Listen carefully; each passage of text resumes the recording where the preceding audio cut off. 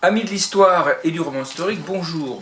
Donc aujourd'hui, nouveau sujet, un sujet sombre, puisque c'est le procès de Nuremberg. Alors j'ai voulu faire une émission sur ce sujet, parce qu'il est sorti il y a quelques mois un livre qui a reçu le prix Renaudot, Le crépuscule des hommes, donc d'Alfred de Montesquieu. Donc je vous en parlerai la semaine prochaine. Ça c'est le roman historique. C'est un roman historique qui reprend essentiellement des personnages ayant existé. On peut considérer que c'est du roman historique. Voilà, ça on verra ça le week-end prochain. Pour ce qui est aujourd'hui, ce qui est d'aujourd'hui d'actualité, c'est une des sources possibles. C'est possible d'ailleurs qu'il ait consulté ce livre, parce que c'est un livre ancien. Il a été publié en 1985 aux États-Unis, en anglais bien sûr, et traduit en 88 pour l'édition chez Fayard, La destruction des Juifs d'Europe, en français dans le texte. Donc Raoul Hilberg, La destruction des Juifs d'Europe. Donc c'est ce qu'on va voir aujourd'hui. Voilà. Donc mes lunettes, qu'est-ce que j'en ai fait? Elles sont là. Donc je vais vous lire la quatrième de couverture, puisque c'est du féminin. Il est de très grands ouvrages que les lecteurs n'appellent plus par leur titre, mais par le nom de leur auteur. Le Hilberg est de ces quelques-là. Il s'agit, il est vrai, de l'ouvrage de référence sur le génocide. Raoul Hilberg n'a pas voulu traiter seulement de la dimension éthique de la catastrophe, indicible, innommable, passage à la limite de l'humanité, a-t-on répété. Le génocide est d'abord, on l'oublie trop souvent, un fait historique, et cela, il est justiciable des procédures, en cela il est justiciable des procédures qu'applique l'historien à des sujets d'étude. La destruction des Juifs d'Europe est le premier grand livre qui explique exhaustivement le comment et de la solution finale, sans prétendre pouvoir définitivement comprendre le pourquoi, et qui ne le pourra jamais, de la volonté cure des hommes de détruire jusqu'au cadavre, à la langue et à la mémoire d'autres hommes. Le génocide, unique dans l'histoire par son caractère systématique, fut l'œuvre de toute une société moderne, industrielle, cultivée mobilisant spécialistes comptables, juristes, ingénieurs, médecins, fonctionnaires, policiers et soldats, tous ancrés à leurs divers niveaux dans les habitudes d'ordre, de respect de la hiérarchie et de souci de l'efficacité, les Allemands, pour conduire sans grand heurt le mécanisme de la solution finale. Les étapes majeures en furent les décrets définissant le terme juif, de l'expropriation des biens, la séparation et l'isolement physique des victimes, le travail forcé, la déportation, les chambres à gaz. Aucun élément organisé de la société allemande, bureaucratie, ministère, forces armées, partis, industrie, services publics, ne demeurera jamais complètement étranger ni extérieur au processus de destruction. Le génocide, ce n'est pas la banalité de mal, mais la quotidienneté routinière, chacun à son échelon, appliqua les procédures normales à une situation exceptionnelle, déployant machinalement, par amour du travail bien fait, des trésors d'ingéniosité pour définir, classer, transporter comme si rien, malgré la volonté de camouflage par le vocabulaire, ne distinguait la solution finale des affaires courantes. Le génocide demeure, en fin de compte, un fait éminemment humain. Terrible manifestation de ce qu'à l'extrême la société des hommes peut commettre et ce que l'homme peut accepter. N'est-elle la nature que chaque jour du plus galvaudé du qualificatif, nous n'aurions pas hésité à dire de la publication en langue française de la version intégrale de cet ouvrage, augmenté de substantiels ajouts et compléments par l'auteur, qu'il constitue un véritable événement. C'est vrai, en 1988. Raoul Hilberg, professeur de sciences politiques à l'université de Vermont, fut le témoin dans sa jeunesse viennoise de l'ascension du Troisième Reich, puis sous l'uniforme américain de la chute en 1944-1945, membre du War Communication Project et de l'United States Holocaust Memorial Council, témoin du département de la justice dans les procès contre les agents du crime. Raoul Hilberg commença ses recherches par la destruction pour la destruction des Juifs d'Europe dès 1948. Il est disparu en 2007. Alors traduit de l'anglais par Marie-France Palomera et André Charpentier. Voilà, donc j'ai choisi le premier passage, s'appelle Nacht und Nebel, nuit et brouillard, page 832. Page 832. Donc c'est à la fin de l'ouvrage, hein, enfin pas tout à fait, parce que l'ouvrage lui fait dans les plus de 1000 pages, hein, près de 1100 pages, mais le procès, c'est la conclusion en quelque sorte. Hein. Donc page 832, nuit et brouillard. 832. Parce qu'il décrit, bien entendu, tout le processus avant hein, de la solution finale. Alors, les opérations de mise à mort. Nous nous tournons à présent vers la seconde partie des opérations organiques du centre de mise à mort. L'anéantissement de 3 millions de juifs dans les structures comme à Auschwitz, hein, ou enfin, les camps de concentration d'extermination. Parce qu'il y a aussi la Shoah par balle. Voilà. Donc c'est 2,5 millions de morts aussi.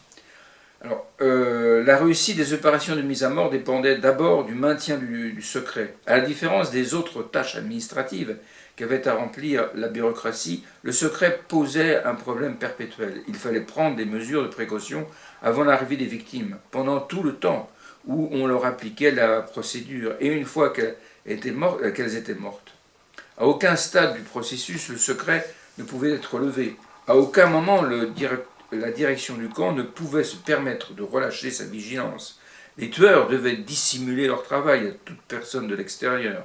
Ils devaient tromper et leurrer leurs victimes. Ils devaient enfin effacer toute trace de l'opération.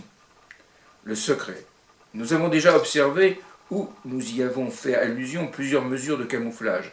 La célérité et la tâche avec laquelle le processus de déportation fut exécuté était essentiellement dicté par le souci du secret, rappelant à Himmler qu'il devenait urgent d'accélérer la construction des camps du gouvernement général. Victor Brack, de la chancellerie des Führer, écrivait « Vous-même, Reichsführer, vous m'aviez déjà exprimé en son temps la nécessité de travailler aussi vite que possible en raison du secret. » Le langage codé constituait une autre mesure de camouflage. Le terme le plus important et peut-être le plus trompeur, utilisé pour désigner collectivement les centres de mise à mort, était l'Est. Ce qualificatif revient continuellement pendant la déportation.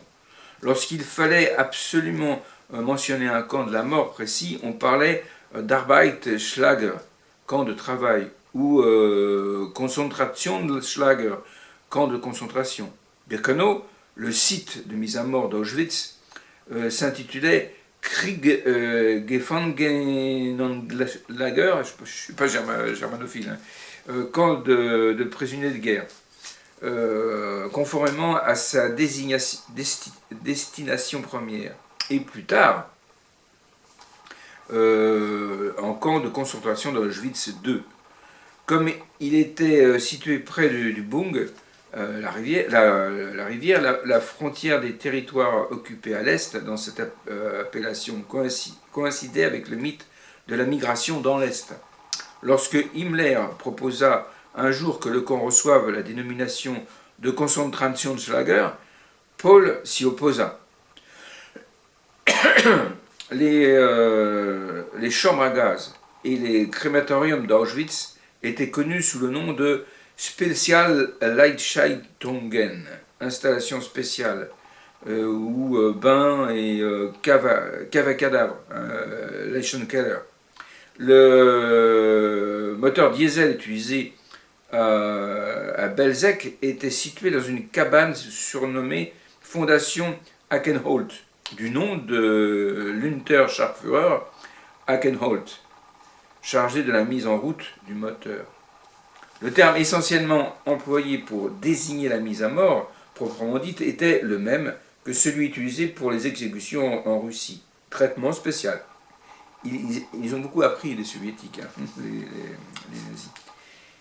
Il existait en outre des termes plus spécialement destinés aux opérations des centres de mise à mort, comme éclusée ou hébergement spécial. Il faut se souvenir que les Allemands, dès 1934, sont allés faire des stages militaires en Union soviétique, et notamment dans les centres de détention.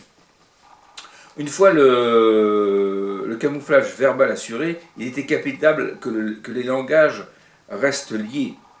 Aussi, tout le personnel du camp, surtout le personnel d'encadrement, jurait-il le silence. C'est le serment que fit Höss à Himmler avant de commencer sa tâche à Auschwitz.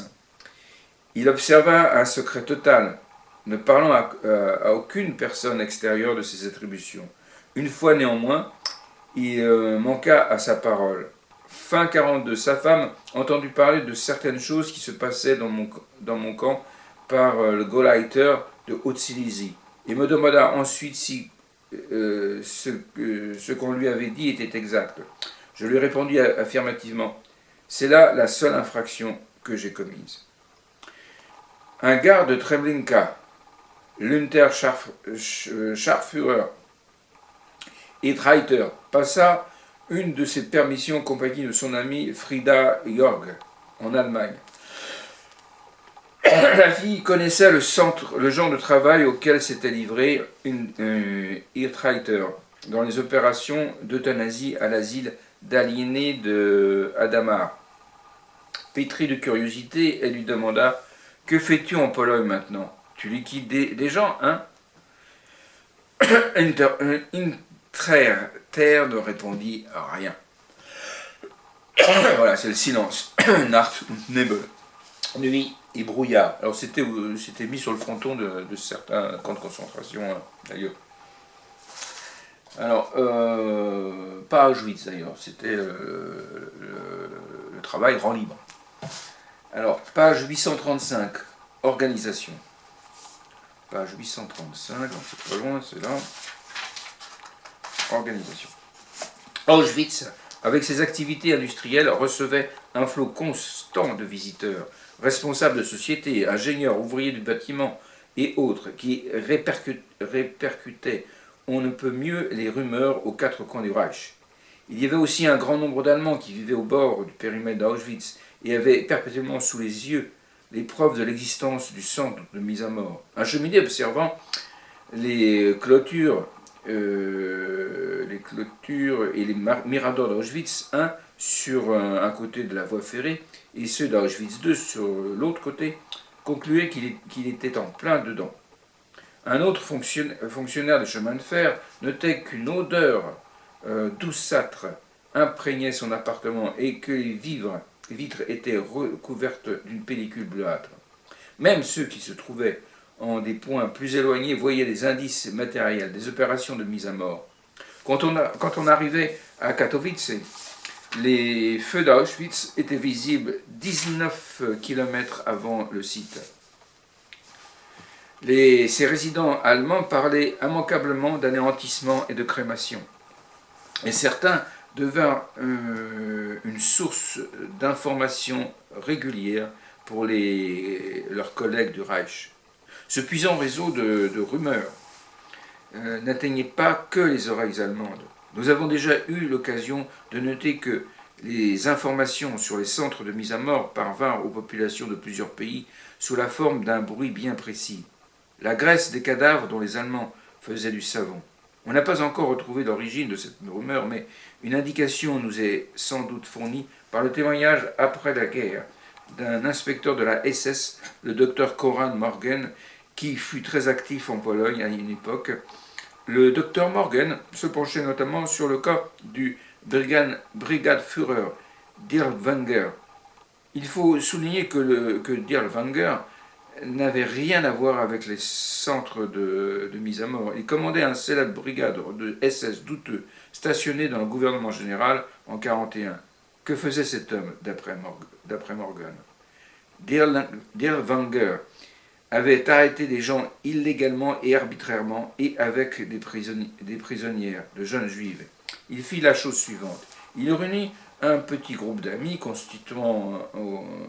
consistant en membre d'une unité d'appui, la Wehrmacht, puis il procéda à de pseudo-expériences scientifiques qui concluaient le déshabillage des victimes.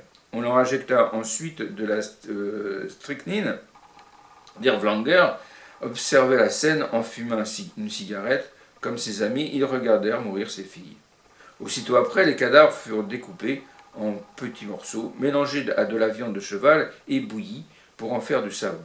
Je voudrais dire ici catégoriquement que nous n'avions pour ce qui est de cette affaire que des soupçons, même s'ils étaient extrêmement insistants. Nous avions les déclarations des témoins concernant ces incidents.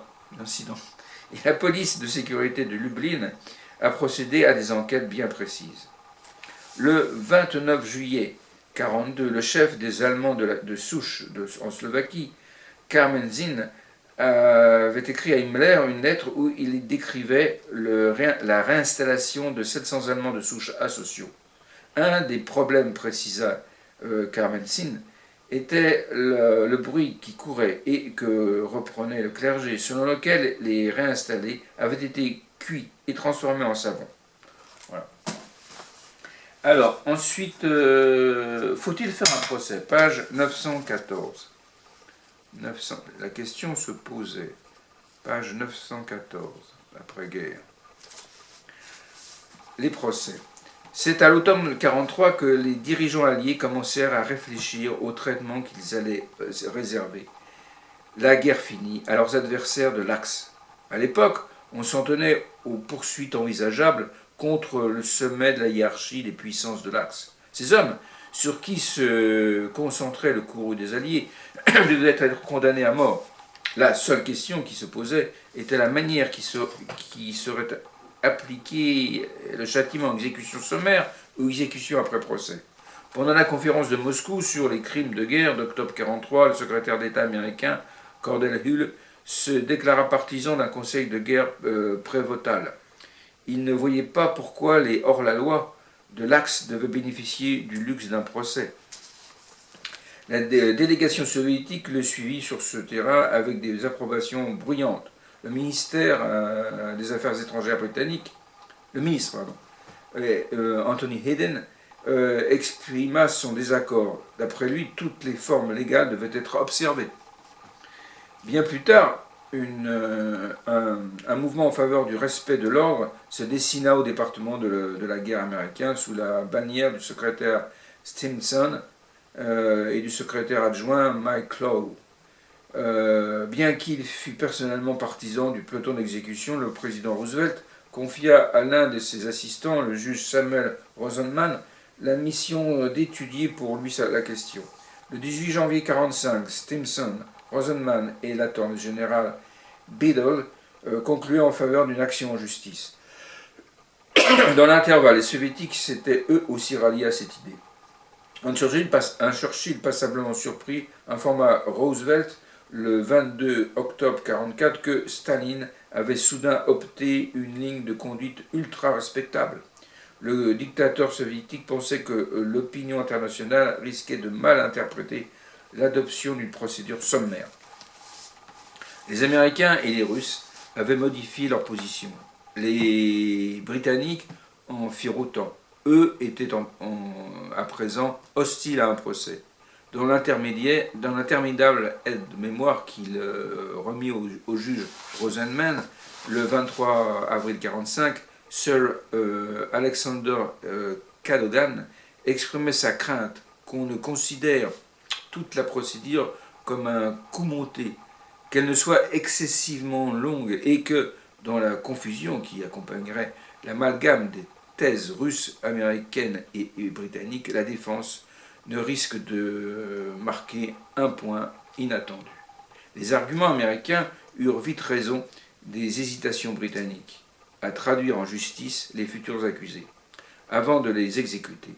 Dans les mois d'été qui suivirent, les représentants des États-Unis, de la Grande-Bretagne, de l'Union soviétique se réunirent à Londres pour diriger le statut du tribunal militaire international qui jugerait les grands criminels dont les actes n'avaient pas de localisation géographique précise et qui, pour reprendre les termes de la déclaration de Moscou, devaient être punis selon une décision commune des gouvernements des Alliés. Il restait maintenant à définir ce qu'on entendait par crime. Les futurs grands criminels étaient responsables de bien des choses sur le territoire européen. Quel sort dans ce contexte les 4 délégations allaient-elles réserver à la destruction des Juifs d'Europe? Pendant 2 années qui précédèrent la conférence de Londres relative au statut du tribunal, les dirigeants juifs résidant aux États-Unis s'étaient précisément penchés sur la question. Pour les Juifs, ce problème de définition révélait une importance capitale. Une commission intermédiaire créée lors de la première session de la conférence juive américaine en 1943 posa successivement que les procès n'étaient pas une affaire de vengeance ou de châtiment des coupables au sens ordinaire, mais une affaire dont l'importance était d'ordre pratique. L'absence de châtiment des Allemands pour des crimes commis contre tout un peuple signifierait que les nations démocratiques approuvaient l'anéantissement des Juifs. Voilà. Alors, ça c'est... Donc ensuite, page 916, juste après, que fait le... Alors, il faut faire un procès, c'est la décision. C'est ça, la décision du procès. Lorsqu'ils se réunirent à Londres pendant l'été 1945, les participants examinèrent 3 catégories de crimes. Le premier était le crime contre la paix. La délégation américaine et la délégation britannique voyaient l'essence de leur poursuite. Le principal représentant américain, le juge de la Cour suprême, Jackson, avait particulièrement à cœur ce chef d'accusation. En sa qualité d'attorney général des États-Unis, Jackson avait déclaré en 1940 au président Roosevelt que l'Amérique ne remettait pas en cause son statut de pays neutre si elle aidait les Alliés. À présent, Jackson entendait bien montrer que les États-Unis n'avaient rien fait d'illégal.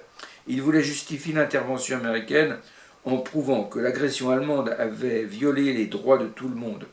Là, à Londres, il était déterminé à établir la responsabilité allemande de la seule façon encore possible, en déclarant ceux qui avaient planifié l'agression personnelle coupable de leur acte. Aucune accusation convenable n'aurait pu moins s'appliquer aux actes perpétués contre les Juifs, et en un sens, aucune mise en accusation n'aurait pu davantage les rejeter dans l'ombre et les occulter. C'était pas le sujet principal hein, au début dans le procès quoi. Le deuxième chef d'accusation présentait un intérêt capital pour les soviétiques et les Français. Il portait sur les crimes de guerre. Dans sa forme finale, les violations des lois et des coutumes de guerre comprenaient, sans y être limité, l'assassinat, les mauvais traitements ou la déportation pour les travaux forcés ou pour tout autre but. Des populations civiles dans les territoires occupés, l'assassinat et les mauvais traitements des prisonniers de guerre ou des personnes en mer, l'exécution des otages, le pillage de biens, de leurs biens ou privés, la destruction sans motif des villes et des villages, ou la dévastation que ne suffit pas les exigences militaires. Les crimes de guerre sont depuis longtemps reconnus passibles de châtiment au terme du droit international, et toute définition s'y apportant aurait couvert la grande majorité des actions menées par les Allemands contre les Juifs. Voilà, donc ça donne à peu près les éléments du procès. Alors pour faire vite, alors là on passe au verdict. Hein. D'autant plus que le procès on le voit beaucoup dans le roman. Hein. Page 920, le verdict. Alors, la défense n'avait pas grand-chose à attendre. Ces arguments n'avaient aucune chance d'être retenus. Malgré leur haute fonction dans l'appareil de destruction, les accusés clamaient leur ignorance. Ils ne savaient pas qu'on anéantissait les Juifs. Von Schirach ne savait rien. Funk ne savait rien. Keitel ne savait rien. Jodl ne savait rien. Kaltenbrunner ne savait rien, etc. etc. Si l'un d'eux avait participé au processus de destruction, c'était en toute innocence. Personne, Streicher accepté, n'accusait plus les Juifs. Streicher, après une altercation avec son propre défenseur, ne voulut pas revenir sur ce qu'il affirmait, à savoir que les Juifs pratiquaient des meurtres rituels. Pourtant, Tous les accusés se retranchaient derrière la même excuse. Ils obéissaient à des ordres. Et celui qui donnait ces ordres n'était autre qu'Adolf Hitler. Il n'y avait qu'un criminel en Allemagne, c'est bien connu. Comment un seul individu pouvait-il donner autant d'ordres et à autant de gens? Le Führer expliqua, Streicher exerçait une telle influence que le peuple entier croyait en lui. Pourquoi alors ne pas avoir adressé de recours à Hitler? Réponse, le Führer ne pouvait pas être influencé. L'explication de Streicher faisait appel au vocabulaire de la psychologie. Speer développait une théorie en termes d'ingénieur. Pour lui, l'État totalitaire ressemblait à un échange téléphonique. Il pouvait être servi et dominé par une volonté unique. Le dictateur de période plus ancienne avait eu besoin d'assistants hautement qualifiés, mais la technologie moderne les en dispensait. Le système de communication avait donné des moyens techniques permettant de transmettre des ordres jusqu'au dernier échelon de la hiérarchie, où ils étaient exécutés sans critique. Donc c'est la faute à personne. Donc le résultat des courses nous fait que Göring a été condamné à mort. Heyss, le pseudo-successeur en premier lieu de Hitler, qui s'était enfui en Écosse, là, et, qui a été fait prisonnier pendant toute la guerre, prison à perpétuité. Streicher, la mort. Sacht, acquitté. Funk, prison à perpétuité. Frick, mort. Ribbentrop, la mort. Von Papen, acquitté. Incroyable. Kaltenbrunner, la mort. Frisch, acquitté. Speer, à 20 ans de prison. Alors lui, il est très très fort. Hein. Il a réussi à copier de 20 ans. Je crois qu'il en a fait 8. Si je me souviens bien, et alors qu'il était impliqué, mais énormément, quoi. C'est insensé qu'il en ait échappé. Sokal, il a même écrit des mémoires, il a gagné de l'argent avec ça. Alors Sokal, la mort, Keitel, la mort, Jodl, la mort, Rieder, prison à perpète, Dönitz à 10 ans de prison, von Schirach à 20 ans, von Neurath, 15 ans de prison, Frank, la mort, Rosenberg, la mort, Seyss-Inquart, la mort. Et puis il y a eu d'autres procès pour des faits plus précis, quoi. Ça, c'était les grands, ce qu'on appelait les grands criminels de guerre. Voilà, donc ça donne une idée du processus. Et ça, c'est un ouvrage véritablement de référence. Voilà, donc la semaine prochaine, vous aurez droit à des lectures autour du Crépuscule des hommes de M. de Montesquieu. Je vous dis à très bientôt.